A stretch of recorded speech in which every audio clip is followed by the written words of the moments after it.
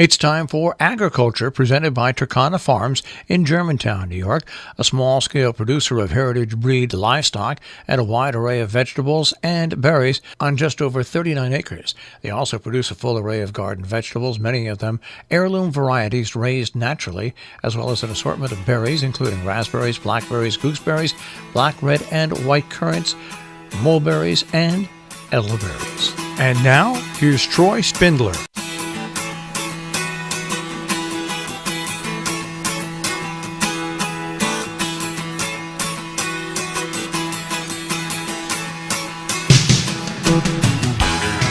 Hey all, Troy here, with another pair of twins joining us this morning. Our count has come to 24 new lambs in 2019 so far. The growing lamb gang is starting to fill up the limited space we have in our shelters. Able to squeeze into any nook, they go pretty much wherever they like, and there's nothing the moms or I can do about it. I often see the lambs climb and stand upon older ewes, showing off their sprightly youth. Meanwhile, the ewes take it stoically, quietly cursing the lambs for stealing their energy in the form of milk. Or so I imagine. As keepers of a heritage breed, we need to pay attention to these newcomers as they start to distinguish themselves from the group. Which ones will make the cut for our next generation of breeding stock, and which ones will be, unfortunately, voted off the island? For ramlings, we have to decide very quickly, because it is not recommended to castrate them after their first week. If we want to keep a ram around to continue our line or to sell as a stud, we have to make the decision before getting much information about his general fitness. We must look to the parents for traits we like that hopefully get passed on to their offspring. We should also know the grandparents so that we can optimize the flock's genetic diversity. This is one reason why I highly value archives. It is also why I was excited to comb through all of the old Turkana Farms birth records and add them to our work-in-progress spreadsheet.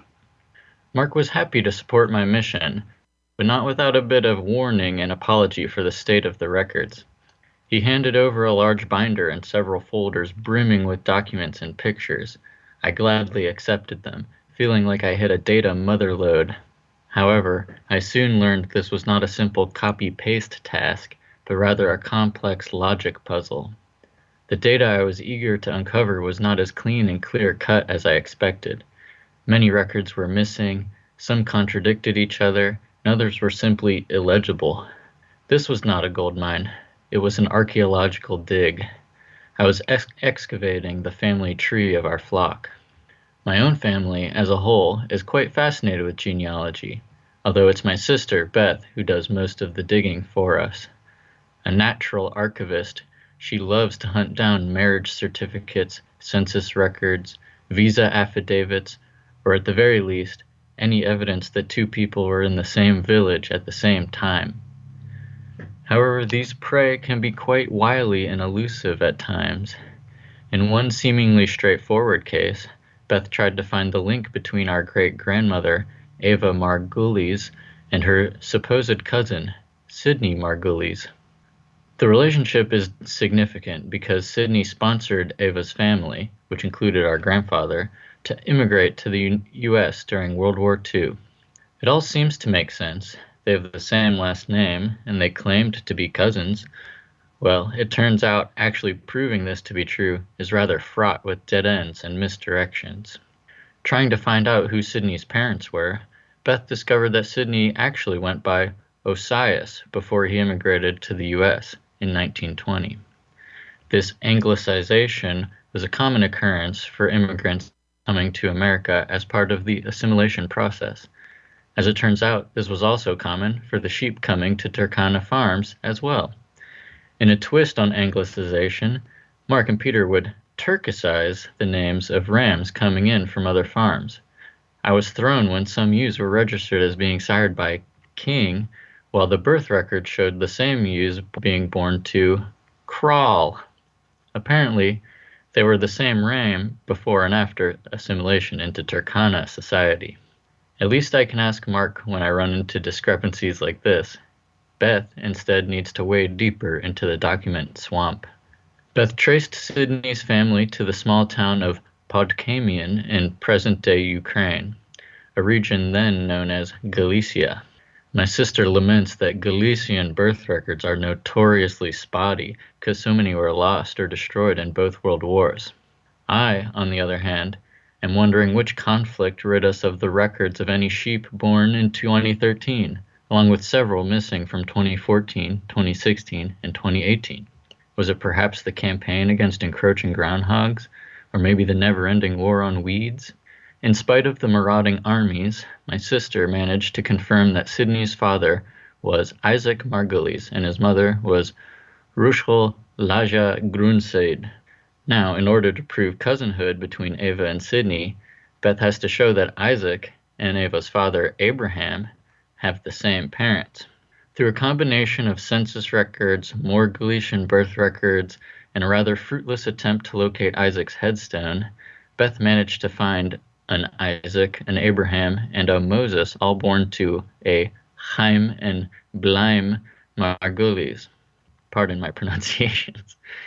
Significantly, Moses' family was reported to be hosting Sydney and Isaac in New York City when they first moved to America. So that all checks out. Looks like we have a match. Unfortunately, Isaac's death record has his parents as Simon Margulies and Bessie Sebhen. Adding to the confusion, New York City death records show Moses' parents as people named Meckel and Alta. No Chaims or Blimes in sight.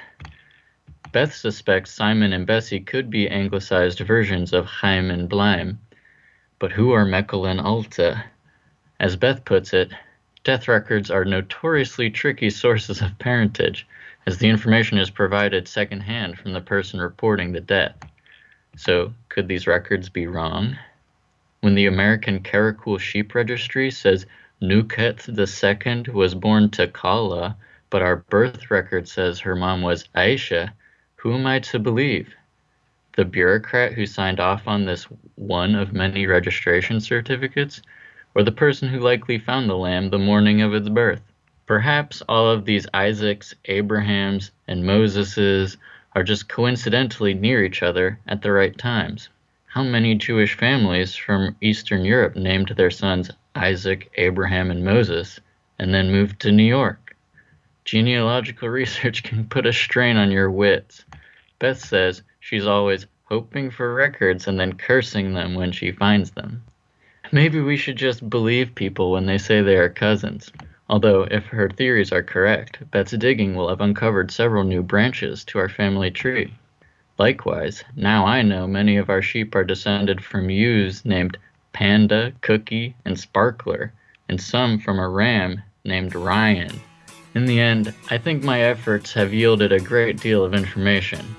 If our ewes still had their identifying ear tags, some of it would be useful.